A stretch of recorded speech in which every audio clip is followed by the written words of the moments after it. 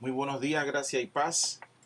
Después de haber tenido unos días sin compartir, volvemos otra vez por la misericordia del Señor. Ya vieron el título que dice ahí, bajo presión.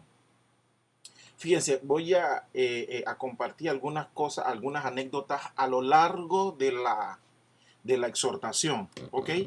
Y espero que a lo largo de la exhortación, este, podamos ser nutridos tanto usted como yo.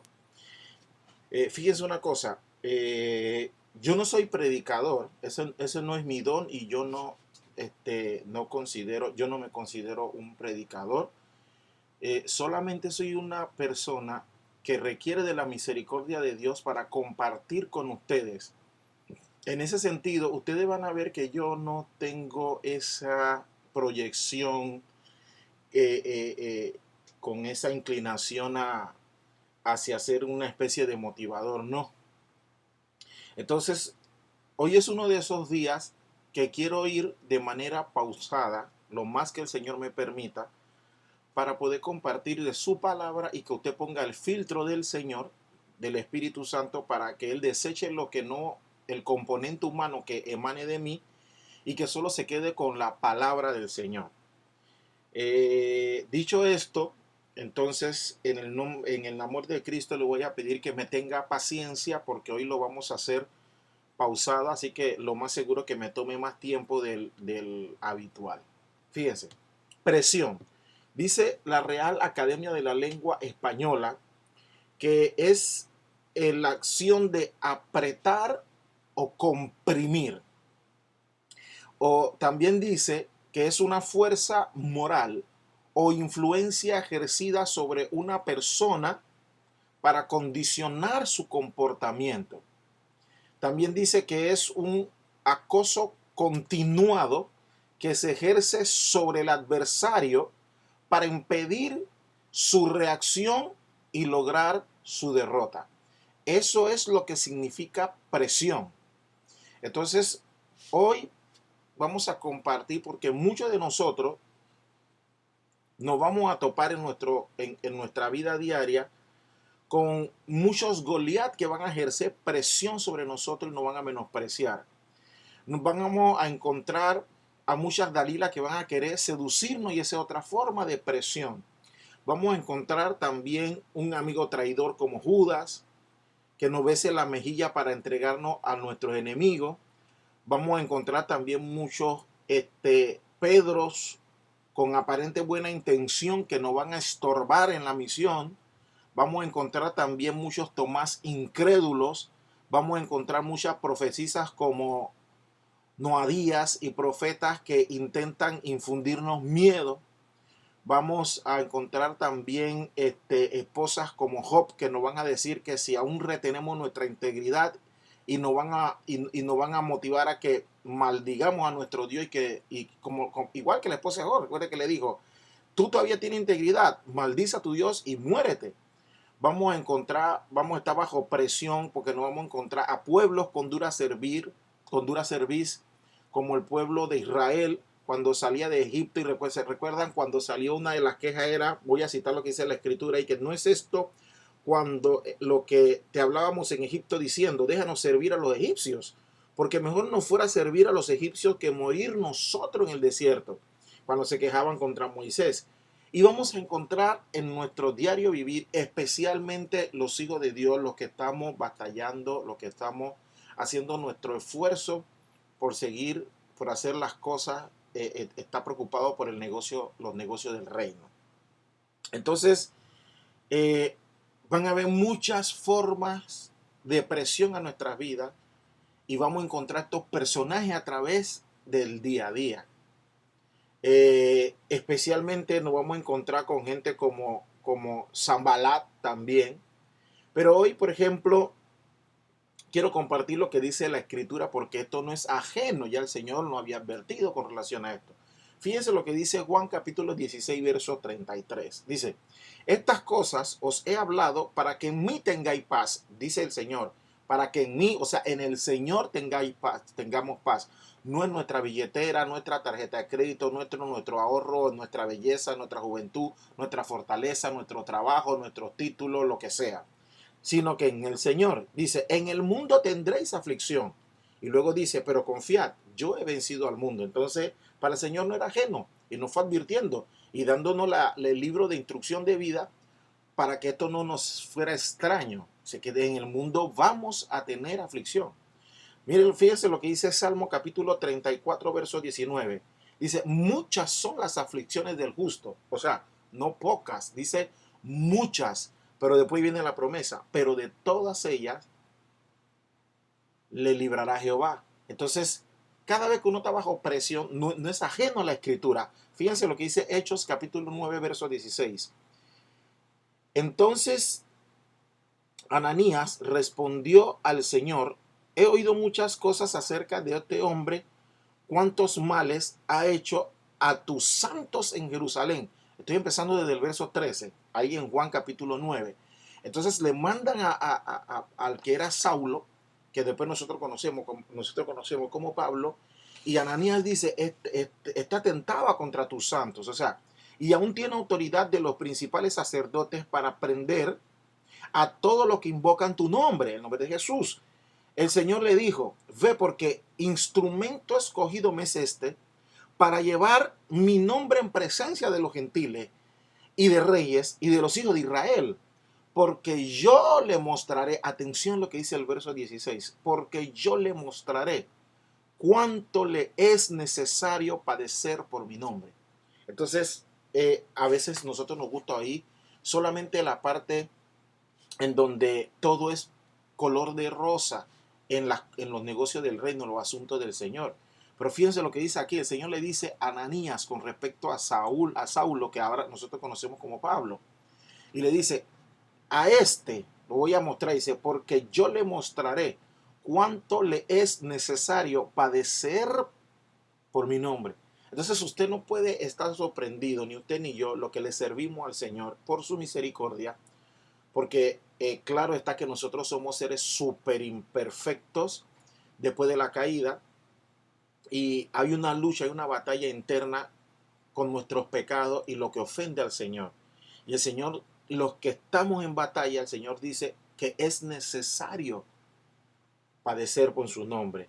Entonces, en esos momentos, cuando estamos bajo presión, también nosotros debemos tener claro que hay esperanza. Pero voy a hablar, por ejemplo, de un caso en particular, porque mencioné varias figuras simbólicas como la esposa de Job, como los Goliat, como las Dalila, etcétera, etcétera. Y usted puede encontrar a través de la escritura muchos personajes, incluyendo el propio Satanás, que de alguna manera van a provocar en nosotros lo que es estar bajo presión. Van a querer procurar estar acosándonos y ejercer tanta presión para impedir reacciones en nosotros y que nosotros seamos derrotados en esta batalla. Nos van a apretar, nos van a comprimir y van a condicionar nuestra forma de actuar y nuestro comportamiento. Y voy a hablar, por ejemplo, de un caso en particular, porque uno de los personajes simbólicos que voy a utilizar, hoy ya lo compartí alguna vez con la Grey, pero creo que es necesario otra vez volver a compartirlo con usted, el que ya lo escuchó y el que no. Le invito a que me tenga paciencia en el amor de Cristo, que eso yo estoy seguro que le va a servir en su diario vivir. Y voy a hablar de un personaje como Zambalá. Voy a hablar de un personaje como Nehemías y voy a contar la historia que dice la Escritura con relación a Nehemías y la presión que había sobre Nehemías y el pueblo de Israel en ese momento. Fíjense, cita, Nehemías capítulo 2. Fíjense cómo arranca la oposición. Nehemías capítulo 2, verso 10. Dice, pero oyéndolo Sanballat, Horonita y Tobías el siervo amonita, les disgustó en extremo que viniese alguno para procurar el bien de los hijos de Israel. Entonces, atención, nosotros vamos a intentar introducirnos en esta historia y usted sé alguna de las partes. Yo espero que en la misericordia del Señor nosotros seamos o Nehemías o parte del pueblo de Israel. No, porque muchas veces la actitud de nosotros nos convertimos en Sanballat para otros o nos convertimos en los Tobías para otros. Y cuando estaba destruido todo Israel, Nehemías halló misericordia y el Señor le dio la oportunidad de que se restauraran los muros de Israel. Y estos dos personajes, especialmente Sanbalat, se opuso y no le gustó. Y alguna vez, cuando yo compartí esto con la guerra y le dije, deja de estar escuchando a Sanbalat. Uno no puede estar prestando la atención a los Sanbalat que son parte de nuestro diario vivir o en algunos momentos difíciles que estamos bajo presión. Al que menos debemos escuchar es a los Sanbalat. Dice Nehemías, ahí mismo capítulo 2, verso 18. Entonces les declaré cómo la mano de mi Dios había sido buena sobre mí, y asimismo la palabra que el rey había dicho, y dijeron, levantémonos y edifiquémonos. Dice, así esforzaron sus manos para bien. Pero cuando oyeron Sanbalat y Tobías el amonita y Gesén, otro más, el árabe, hicieron escarnio de nosotros y nos despreciaron diciendo, ¿qué es esto que hacéis vosotros? ¿Os rebeláis contra el rey? Ellos estaban levantando los muros de Israel para otra vez tener un lugar de adoración a Jehová. Pero ¿qué es lo que estaba haciendo este tal Gesén, Tobías y ese Sanbalat? Estaban tergiversando el asunto y estaban apuntando como que haciendo ver que lo que Nehemías y el pueblo estaba haciendo era algo que iba en contra y que atentaba contra el rey del momento, siendo el rey del momento quienes le habían otorgado a Nehemías el permiso para hacerlo. Pero mire cómo viene la conspiración detrás, y usted y yo nos vamos a encontrar con ese tipo de conspiración en el recorrido, más aún si estamos de alguna manera ministrando para el Señor. Entonces, fíjense lo que dice Nehemías capítulo 4, verso 1. Cuando yo, Sanbalat, que nosotros edificábamos el muro, se enojó y se enfureció en gran manera e hizo escarnio a los judíos. Y habló delante de sus hermanos y del ejército de Samaria y dijo, ¿qué hacen estos débiles judíos? Mira cómo empieza el ataque y los insultos. ¿Se les permitirá volver a ofrecer sacrificios? ¿Acabarán en un día? ¿Resucitarán de los montes, dice, de los montones del polvo de piedras que fueron quemadas? Y estaba junto a él Tobías el amonita, al cual dijo, lo que ellos edifican del muro de piedra, si subiera una zorra lo derribará. O sea, ya estaban empezando a hacer lo que usted y yo hoy conocemos como bullying. Antes esto se le llamaba escarnio. Y era mucho más fuerte que el bullying hoy. Pero fíjense cómo no es ajeno lo que sucedió en ese tiempo a lo que sucede muchas veces en el día de hoy. Vamos a continuar, fíjense, entonces dice ahí mismo el capítulo 7, estoy en Nehemías 4, capítulo 7. Pero aconteció que oyendo Sanbalat y Tobías y los árabes, los amonitas y los de Asdad, que los muros de Jerusalén eran reparados, porque ya los portillos comenzaban a ser cerrados, se encolerizaban mucho y conspiraban todos a una para venir a atacar a Jerusalén y hacerles daño. Aquí hay mucho simbolismo. Jerusalén significa ciudad de paz.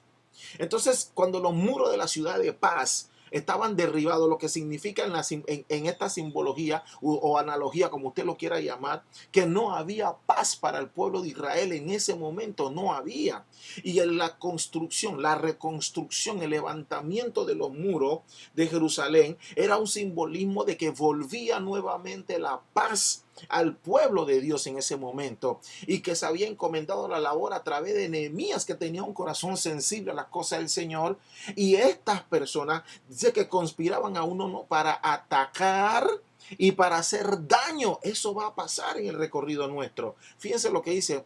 Vamos a continuar. Ahí mismo Nehemías, pero el capítulo 6, verso 1. Cuando oyeron Sanbalat y Tobías y a Gesén el árabe y los demás de nuestro enemigo, que ya se había edificado el muro y que no quedaban en el portillo, aunque hasta en aquel tiempo no había puesto, dice, las hojas de las puertas, Sanbalat y Gesén enviaron a decirme, miren la maquinación, ven y reunámonos en alguna de las aldeas en el campo de Ono. Mas ellos habían pensado hacerme mal, ya lo había discernido Nehemías, gracias al Señor, y le envié mensajeros diciendo, yo hago una gran obra y no puedo ir, porque cesaría la obra dejando yo para, dice, ¿por qué cesaría yo la obra dejándola yo para ir a vosotros? Miren la maquinación de Sanbalat, cuando él ve que ya los judíos ya estaban decididos y la obra empezaba a funcionar, entonces hizo maquinó y entramó O sea, tramó toda una emboscada para Nehemías y lo invitó para conversar. Y Nehemías dijo, yo no voy a dejar la obra para ir contigo. Y a veces muchas de las cosas que pasan en nuestro caminar suceden así, sino que nos llaman disque para hablar, pero en realidad es para mantenerlo a usted anulado, para mantenerlo a usted bajo la presión, para que usted fuera de alguna manera no pueda levantar los muros de paz en la vida de suya. Dice, y enviaron a mí con el mismo asunto hasta 4 veces y yo le respondí de la misma manera. Entonces Sanbalat envió a su criado para decir lo mismo por 5ª vez con una carta abierta en su mano. Entonces, en la cual estaba escrito, se ha oído entre las naciones y dice, y Gazmulo dice, que tú y los judíos pensáis rebelaros y que por eso edificáis el muro con la mira, según estas palabras de ser tú el rey. O sea, nunca estuvo pasando en ningún momento eso por Nehemías. Nehemías no quería hacerse rey ni mucho menos. Pero ¿qué sucedía? Eran forma del enemigo de mantenerlo bajo presión, y como veían que ya no podían detener el entusiasmo que ya había puesto Jehová en los hombres de Israel, en Nehemías, para levantar y edificar el muro de Israel, en ese momento de Jerusalén, ¿qué sucedió? Entonces ahora le manda una carta acusándolo de que eso es en realidad como una segunda agenda de Nehemías. Entonces dice el verso 7, y que has puesto profetas que proclamen acerca de ti en Jerusalén diciendo, oh, dice, hay rey en Judá y ahora serán oídos del rey tales palabras. Ven por tanto y consultemos juntos. Entonces fíjese lo que le contesta Nehemías. Entonces envié yo a decirle, no hay tal cosa como dice, sino que de tu corazón tú lo inventaste. O sea, tú lo inventas. Porque todos ellos nos amedrentaban diciendo, se debilitarán las manos de ellos en la obra y no será terminada. Ahora pues, oh Dios, fortalece tú mis manos. Entonces cuando usted está bajo ese momento, miren el ejemplo de Nehemías. Cuando viene el ataque, cuando está bajo presión, entonces Nehemías dice, ahora pues, oh Dios, fortalece tú mis manos. A quien hay que pedirle fortaleza para nuestras manos es a nuestro Dios. Entonces vine luego a casa de Semanías, hijo de Delaía, hijo de Mehetabel, porque él estaba encerrado, el cual me dijo, reunámonos en casa de Dios dentro del templo y cerremos las puertas del templo porque vienen para matarte. Sí, esta noche vienen para matarte. O sea, era inminente. Claro que lo querían matar. Claro que querían hacer eso con Nehemías. Pero fíjense el discernimiento de Nehemías, porque le pide fuerza a Dios y Dios no solo le da fuerza en las manos, sino que le da discernimiento. Entonces dije, un hombre como yo ha de huir, y quien fuera como yo estaría, dice, entraría al templo para salvarle la vida. No entraré. Y entendí que Dios no lo había enviado, sino que hablaba aquella profecía contra mí, porque Tobías y Sanbalat lo habían sobornado. Y podemos continuar leyendo, pero creo que hasta aquí está bien. Fíjense una cosa. Él entendió que el profeta, atención, quien utilizó, o sea, Tobías y Sanbalat no utilizaron a cualquier persona, utilizaron un profeta, pero aún siendo este profeta, él discernió, él se dio cuenta que eso no era un mensaje que venía de parte de Dios. Y es aquí donde nosotros a veces tenemos problemas, porque nosotros empezamos a escuchar cualquier cantidad de voces que vienen a nuestro oído. Queremos escuchar toda clase de cosas que vienen disfrazados de profeta, pero detrás están los Tobías y los Sanbalat. Y acuérdense, no solo eso, vienen las Dalilas, vienen los Goliat, vienen una serie de personajes, pero hoy estamos hablando de Sanbalat, que está ahí haciendo escarnio, haciéndote bullying, presionándote, y que conspiran contra ti para hacerte daño y aún para matarte. Entonces, la misma escritura nos da algunas claves o algunas pistas para cuando estamos bajo presión. Fíjese lo que dice Primera de Samuel, capítulo 17, verso 8. Y se paró y dio voces a los escuadrones de Israel diciendo, hablando la historia de David. Vamos a hacer la historia de David porque recuerden que le había dicho que a veces cuando está bajo presión vamos a encontrar a los Goliat en nuestro caminar que van a ejercer presión sobre nosotros. Entonces dice, y se paró, Primera de Samuel capítulo 17 verso 8, y se paró y dio voces a los escuadrones de Israel diciéndole, ¿para qué os habéis puesto en orden de batalla? ¿no soy yo el filisteo y vosotros los siervos de Saúl? Escoged entre vosotros un hombre que venga contra mí. Clave, fíjense lo que dice. ¿No son ustedes los siervos de Saúl? Él, no, mire cómo los que están enviados, los que no son enviados por Dios, cuando vienen a de alguna manera a atacarnos, miren lo que dice. Él dice, ahí hay una frase clave: ustedes no son los siervos de Saúl. Y claro, en teoría, humanamente hablando, Saúl era el rey y ellos eran los siervos de Saúl. Pero es que si tú vas con esa mentalidad, que es que tú le sirves al presidente de tu república, al gobernador de tu república, al jefe de tu trabajo, ellos son impuestos por una jefatura y autoridad mayor que es nuestro Dios. Ahora fíjate cómo contesta David. Entonces fíjate lo que dice, lo que sigue diciendo Goliat. Y dice Goliat en el verso 9: y si él pudiera pelear conmigo y me venciere, nosotros seremos vuestros siervos. Y si yo pudiere más que él y lo venciere, vosotros seréis nuestros siervos y nos serviréis. Y añadió el filisteo, o sea, Goliat: hoy he desafiado al campamento de Israel. Dame un hombre que pelee conmigo. Y oyéndolo Saúl, el rey, y todo Israel, estas palabras del filisteo, se turbaron y tuvieron gran miedo. Ahora fíjense, cuando aparece David a la palestra, voy a saltarme al verso 26. Entonces habló David a los que estaban junto a él diciendo: ¿qué harán al hombre que venciera a este filisteo y quitaré el oprobio de Israel? Porque, atención, ¿quién es este filisteo incircunciso para que provoque a los escuadrones del Dios viviente? Nunca, en ningún momento, David estaba clarito, dijo, ¿por qué David aquí, en esta frase, por qué David no dijo que provoque a los escuadrones de Saúl? No dijo eso, porque Goliat cuando ataca le dice: no son ustedes los siervos de Saúl. Y David está clarito: yo le sirvo a Saúl porque yo estoy obedeciendo una autoridad mayor que Saúl, y es que ese rey está puesto por el Dios viviente y ese ejército es del Dios viviente, no es de Saúl. Y entonces ahí donde usted tiene que estar claro: cuando usted está trabajando o ministrando para el Señor, usted no lo está haciendo para usted, ni para su iglesia, ni para su congregación, ni para su denominación. Usted lo está haciendo en nombre de ¿quién? Del Dios viviente, no de ningún papa, ni ningún cura, de ningún pastor, de ningún profeta, ninguna profetisa.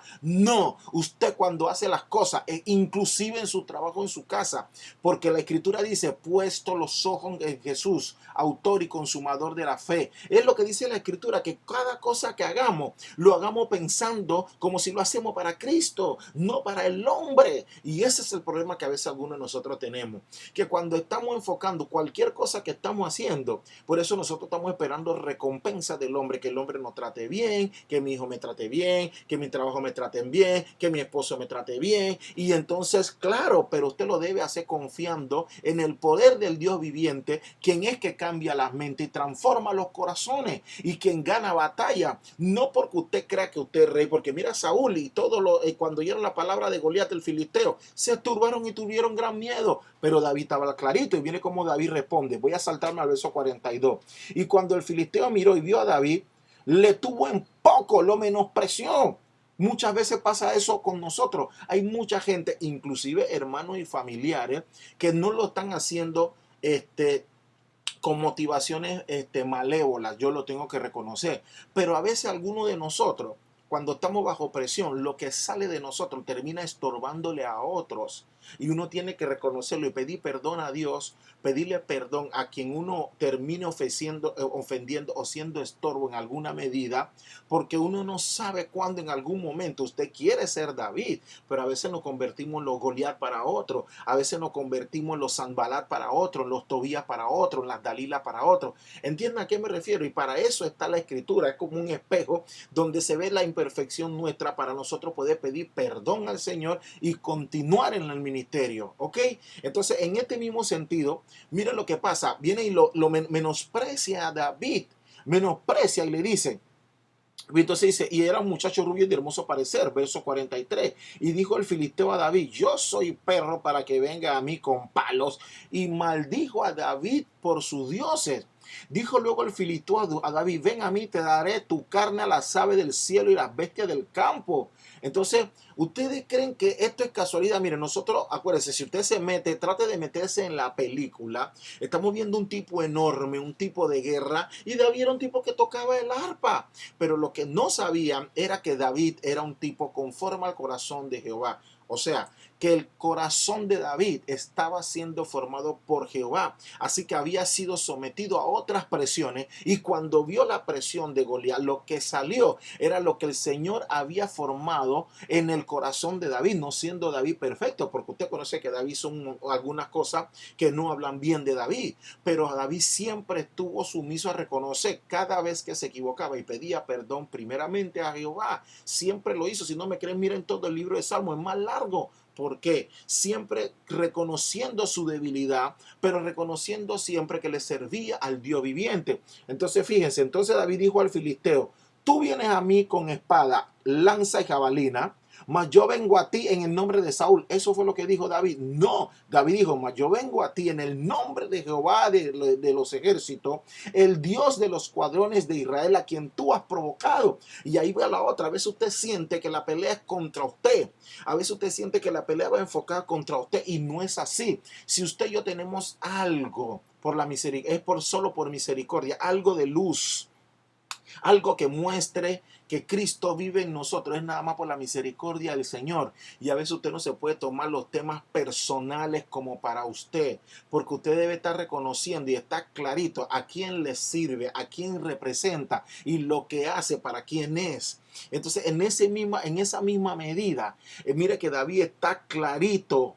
David le dice, pero yo vengo en el nombre de Jehová de los ejércitos, el Dios de los escuadrones de Israel, a quien tú has provocado. O sea, tú no me estás aunque tú me estás menospreciando a mí, aunque tú me estás atacando a mí, y estás atacando a Saúl, y estás atacando a ellos, tanto Saúl como los escuadrones de Israel y como yo, nosotros somos, tú no nos estás provocando a nosotros, tú estás provocando al papá de nosotros, al Dios de nosotros, al Dios viviente de Israel. Por eso usted debe estar claro a quién le sirve, para saber cuando lo atacan a usted, no es a usted, están atacando a nuestro Dios. Ahora, ¿usted qué piensa? Que usted puede defender a Dios, que usted tiene el poder para pelear por Dios. No es así, es al revés. Por eso fue que Nehemías pidió, Señor, ahora dame fuerza a mis manos para continuar con la obra que tú me encomendaste. O sea, hay que pedirle fuerza a Dios para que cuando estamos bajo presión seamos formados por Él, y lo que salga después, que una vez que nosotros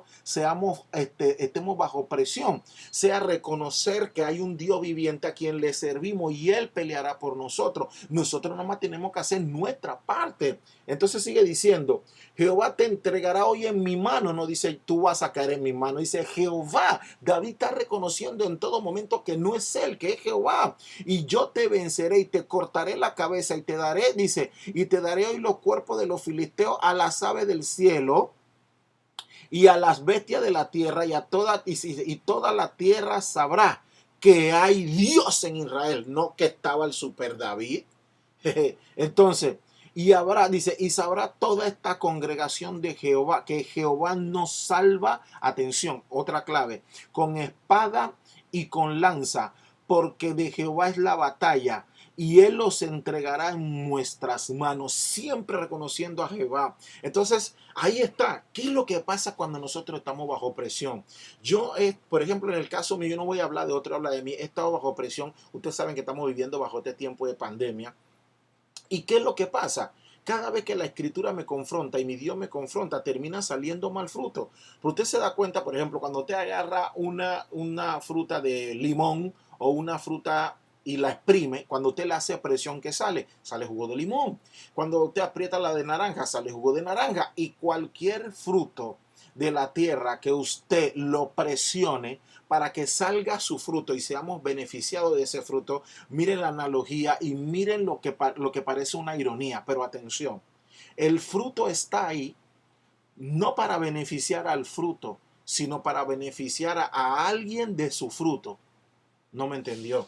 Ninguna naranja se come otra naranja, ningún limón se come otro limón, ninguna uva se come otra uva. La uva está ahí para cuando llegue el momento, ella sea exprimida, ella sea comprimida, ella esté bajo presión y lo que salga de ese fruto beneficie a otro. ¿Qué pasa cuando usted y yo estamos bajo presión y lo que está dentro de nosotros no es ninguno de estos frutos? ¿Qué pasa? Lo que emana de nosotros no beneficia, porque si nosotros nos consideramos fruto del Espíritu Santo, fruto de nuestro Señor, ¿qué es lo que sale cuando estamos bajo presión? Atención a las siguientes pistas. Por ejemplo, Mateo capítulo 12 dice así, verso 33. O haced el árbol bueno su fruto bueno, o haced del árbol malo, dice, y su fruto malo, porque por el fruto se conoce el árbol. Eso me confrontó a mí o sea, desde que el Señor me recordó esta palabra, me ha ido confrontando durante mucho tiempo, porque entonces cada vez que estoy bajo presión y me aprietan, siempre sale mi yo interior, ese que ofende a Dios y termina siendo estorbo para otro. Usted debe tener mucho cuidado para no cometer el mismo error que su servidor, porque nosotros lo que debe salir una vez que estamos bajo presión es fruto para beneficio de otro y no debe salir queja. Atención. Dice, generación de víboras, ¿cómo podéis hablar lo bueno siendo malos? Porque de la abundancia del corazón habla la boca. Entonces, el hombre bueno del buen tesoro de su corazón saca buenas cosas y el hombre malo del mal tesoro saca malas cosas. Mas yo os digo que toda palabra ociosa que hablen los hombres, de ella darán cuenta en el día del juicio, porque por tus palabras serás justificado y por tus palabras serás condenado. Por eso es que necesitamos del Señor.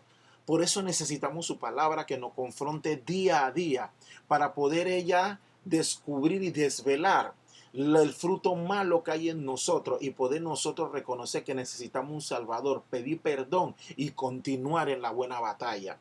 Dice, mire lo que dice, por ejemplo, el libro de Gálatas, capítulo 5, que usted lo ha escuchado y leído muchas veces, del verso 22 al 23. Más el fruto del Espíritu es amor, gozo, paz, paciencia, benignidad, bondad, fe, mansedumbre, templanza. Dice, y contra tales cosas no hay ley. Entonces, esto es lo que debería salir. Cada vez que nos oprimen, debería salir amor, o gozo, o paz, o paciencia. Por eso el Señor decía, miren, en el mundo tendréis aflicción, pero confiad, yo he vencido al mundo. Y antes de eso dice, en mí tendrás paz. Y se está refiriendo a estas cosas. Entonces, si nosotros tenemos ese fruto del Espíritu Santo, ¿por qué lo que sale de nosotros bajo presión no es eso? Entonces hay un problema con nosotros. Cuando cada vez que estamos bajo presión, lo que sale es el yo de nosotros, sale lo que hay en la carne. Porque fíjense, por ejemplo, dice ahí mismo en Gálatas, del verso 19. Manifiestas son las obras de la carne que son, y empieza a decir adulterio, fornicación, inmundicia, lascivia, idolatría, hechicería, enemistades, pleitos, celo, ira, contienda, disensiones, muchas cosas, pero la parte que más me impacta en este sentido cuando habla de todas las cosas que son los frutos de la carne es esto. Envidias, ahí mismo estamos en Gálatas capítulo 5, pero fíjense lo que dice el verso 21. Envidia, homicidio, borracheras, orgías y cosas semejantes a esta. O sea, no es solo la lista que usted lee ahí, sino cualquier cosa semejante. Dice, cualquier cosa semejante a esta. Semejante como cuáles, como queja, como odio, como tristeza, como depresión, como grosería, como mala crianza. O sea, ahí hay cosas que no lo dice textualmente, pero nos da una pista y dice cosas semejantes a esta. O sea, cada vez que usted y yo estamos bajo presión y salen estas cosas, entonces usted y yo debemos reconocer que algo no está bien dentro de nuestra mente, dentro de nuestro corazón, porque si el Señor lo está formando, ¿por qué no sale el fruto de nuestro Señor? ¿Por qué no sale amor o gozo o paz o estas cosas? Terminan saliendo o lo que dicen los frutos de la carne o las cosas semejantes a esta. Entonces, todas estas cosas impiden que se restauren los muros de paz. Recuerden que estamos usando esto como un simbolismo, como una analogía a la vida nuestra, a nuestro diario vivir, especialmente a los que están militando, a los que estamos militando en los negocios del reino, en los asuntos del Señor. Siempre hay cosas, los Goliat, las Dalila y todos estos personajes simbólicos aparecen en nuestra vida, en nuestro proceso, pero es para ayudarnos a nosotros. Pero también, pero si usted lo ve desde la óptica de Cristo, desde que Él está formando su carácter en nosotros, Pero si usted se deja llevar, ¿qué va a pasar? Va a impedir que se levanten los muros. Y mire el simbolismo que le digo, porque era para levantar el muro de Jerusalén, que significa ciudad de paz. Y cada vez que usted quiera levantar paz, siempre van a venir todos estos obstáculos, van a venir toda esta forma de bajo presión, y van a venir los Zambalá para evitar que se construyan esos muros, van a evitar que se limpie. Que se limpie la ciudad, que se limpie nuestro corazón, que se restaure el templo, que se contaminen. O sea, siempre va a evitar las cosas buenas y va a provocar que nos contaminemos, que no tengamos paz y que en vez de ser ayuda, seamos estorbo para otros. Entonces, fíjense lo que dice Nehemías capítulo 4, verso 17. Dice, los que edificaban el muro, los que acarreaban, los que cargaban, con una mano trabajaban en la obra y con la otra la espada. Fíjese en simbolismo, atención. Con una mano trabajaban en la obra y con otra tenían la espada. Usted sabe que nosotros reconocemos que la espada es la palabra de Dios. Estos son simbolismos que usted tiene que ver. Pero fíjense que en ese mismo verso 4, él decía que el Señor no salvaba con espada. Y aquí es que quiero hacer un alto, porque aquí es donde yo le pido al Señor que ponga en mí una gracia especial para que llegue a mi corazón y al corazón suyo lo que Él quiere enseñar. Y vamos ahí con calma. Con una mano edificaban y con la otra tenían la espada, que simboliza la palabra. ¿De dónde vienen todos estos simbolismos? Y que tienen que ver con la armadura de Dios, aunque no lo crea. Ustedes recuerdan la armadura de Efesios. Esto hace un match, un clinch con la armadura de Dios que ahí está en Efesios 6. Pero vamos a hacer un paréntesis aquí en Nehemías capítulo 4, desde el verso 7. Dice, pero aconteció que oyendo Sanballat y Tobías los árabes amonitas y los de Asdod, que los muros de Jerusalén eran reparados para los portillos, y que los portillos comenzaban a ser cerrados, se encolerizaban mucho y conspiraron todos a una para venir a atacar a Jerusalén y hacerle daño. Entonces oramos a nuestro Dios y por causa de ello pusimos guardia. Vamos a hacer un paréntesis. ¿Cuál guardia? Fíjense lo que dice el Salmo 127. Si Jehová no edificare la casa, en vanos trabajan los que la edifican. Si Jehová no guardare la ciudad, en vano vela la guardia. Entonces, los muros, ¿quién lo edificaba realmente? Lo estaba edificando Jehová. ¿Entiende lo que estamos hablando? Porque él decía, entonces oramos a nuestro Dios y por causa de Dios pusimos guarda. Entonces le estamos poniendo aquí un paralelismo con otras porciones de la escritura para que usted vea que al final Dios usa las manos nuestras, pero quien edifica es Él. Entonces nosotros pensamos que es que David mató a Goliat, que David derrotó a Goliat, y no es así. David lo único que hizo fue utilizar la fuerza que el Señor le dio para derrotar a Goliat. O sea, al final quien derrotó a Goliat fue el mismo Dios, Jehová de los ejércitos. Pero nada más nos da la oportunidad en su misericordia de formar parte de ese batallón, de ese escuadrón de soldados trabajando para Él. Continuemos. Contra ellos de día y de noche. Dice, nosotros pusimos guarda de día y de noche. ¿Y qué dice la escritura con relación a esto de hacer guardia de día y de noche? Josué 1, capítulo 8, capítulo 1, verso 8 dice, nunca se apartará de tu boca este libro de la ley, sino que de día y de noche meditarás en él, para que guardes y hagas conforme a todo lo que en él está escrito, porque entonces harás prosperar tu camino y todo te saldrá bien. No algunas cosas, todo. ¿Y de qué se refería? De la palabra de Dios. Te estaba diciendo a Josué, medita en ella, en la ley, lo que nosotros conocemos como palabra, de día y de noche. Y ellos tenían en una mano lo de Nehemías para reconstruir los muros de Jerusalén, con una mano hacían la obra y la otra tenía la espada. Y entonces decía que guardaban de día y de noche. Quien velaba y que construía era Jehová. Y quien estaba en quien nosotros debemos meditar de día y de noche es en la palabra del Señor, que es la que tiene poder. Entonces dice, y dijo Judá, la fuerza de los acarreadores se han debilitado y el escombro es mucho y no podemos modificar el muro. Verso 11, y nuestros enemigos dijeron, no sepan ni vean hasta que entremos en medio de ellos y los matemos y hagamos cesar la obra. Verso 12, pero sucedió que cuando venían los judíos que habitaban entre ellos, nos decían hasta 10 veces, de todos los lugares de donde volveréis, ellas caerán sobre vosotros. Verso 13, entonces por la parte, dice, por las partes bajas del lugar, detrás del muro y en los sitios abiertos. Puse al pueblo por familia, otra simbología, otra pista, con sus espadas, o sea, la palabra, con sus lanzas, o sea, oraciones de largo alcance, y con sus arcos, oraciones de mayor alcance. Y después le voy a explicar esto de que cómo es que estamos utilizando las lanzas y los arcos como oraciones de largo alcance y oraciones de mayor alcance. ¿Por qué nos referimos a esto? Ahora vamos a aterrizar en lo que hablaba con usted con relación a un match con lo que aparece en Nehemías y lo que aparece en la armadura de Efesios capítulo 6. Porque toda esta escritura tiene una enseñanza generalmente literal y de ahí siempre muchas pistas y simbolismo detrás que nos enseña el Señor. Entonces, atención, fíjense. La escritura nos dice en Efesios capítulo 6, verso 17, que tomemos el yelmo de la salvación, que es el casco. El casco es de la salvación.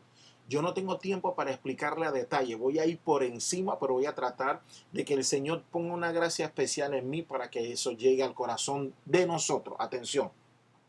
El yelmo, que es el casco, que representa la salvación. Usted y yo, que nuestra salvación es Cristo. Entonces, ¿qué es lo que está protegiendo? Nuestras mentes. Entonces, lo que viene a ser salvado, que el alma, está ahí.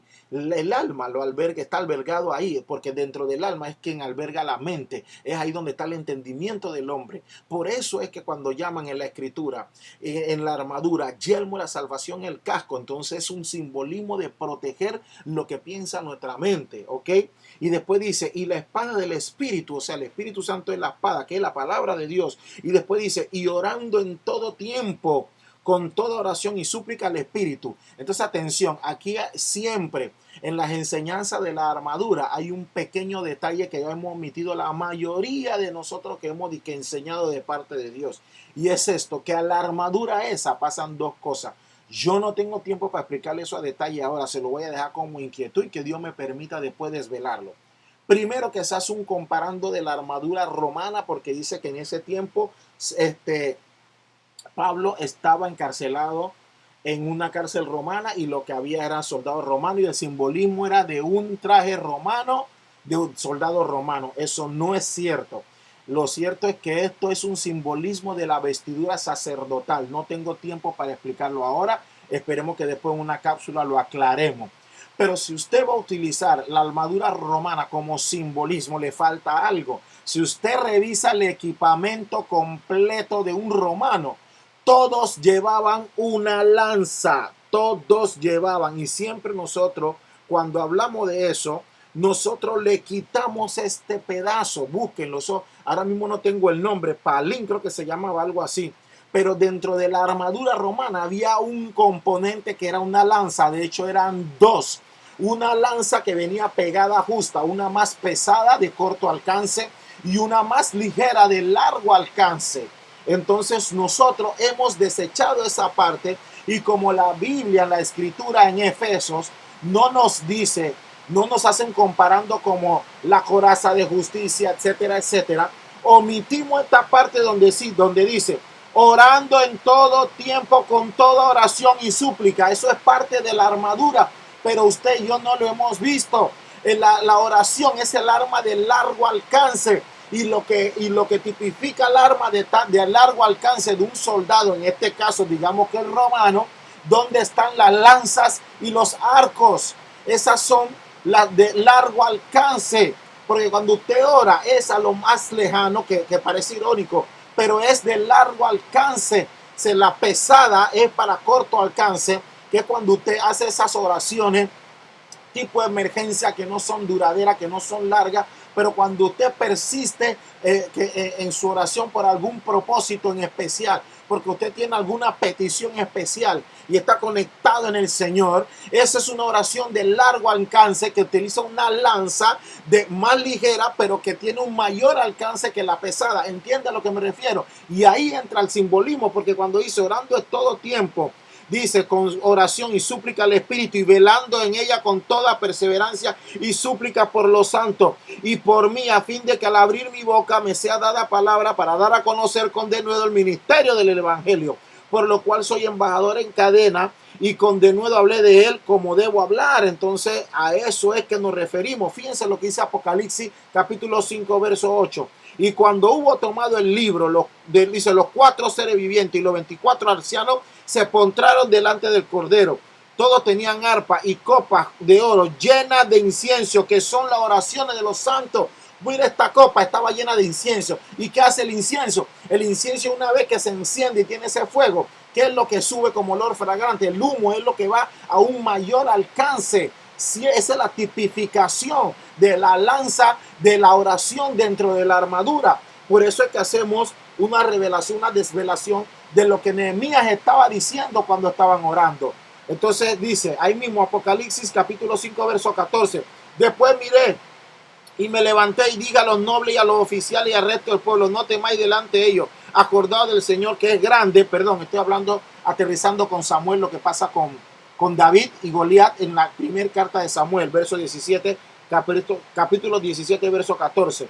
Y después dice David, y después miré y levanté y vi a los nobles, a los oficiales y al resto del pueblo, y le dije, no temáis delante de ellos, acordaos del Señor, grande y temible, y pelead por vosotros, dice, por vuestro hermano y por vuestros hijos y por vuestras hijas y por vuestras mujeres y por vuestras casas.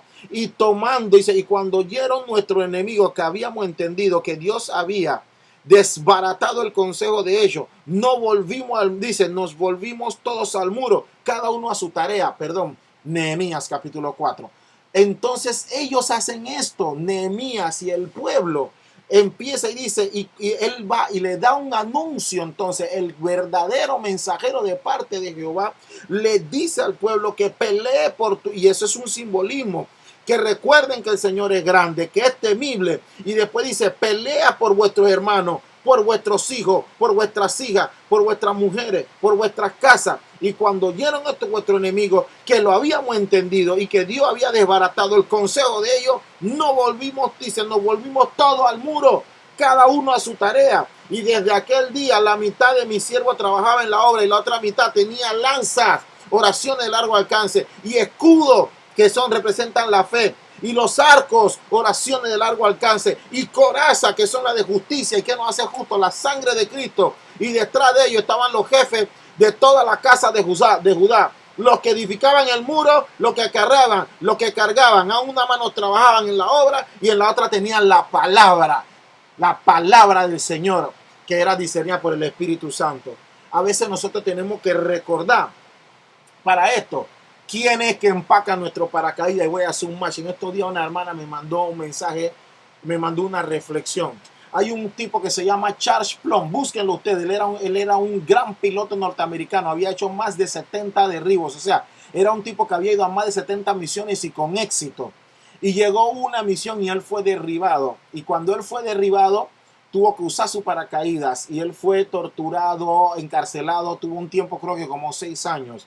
Y después él se dedicó, una vez que él fue liberado, este piloto norteamericano, un gran piloto norteamericano, él empezó a dar conferencia de motivación y empezó a hablar utilizando como base esta historia de él, que era un gran piloto, pero fue derribado y estuvo preso.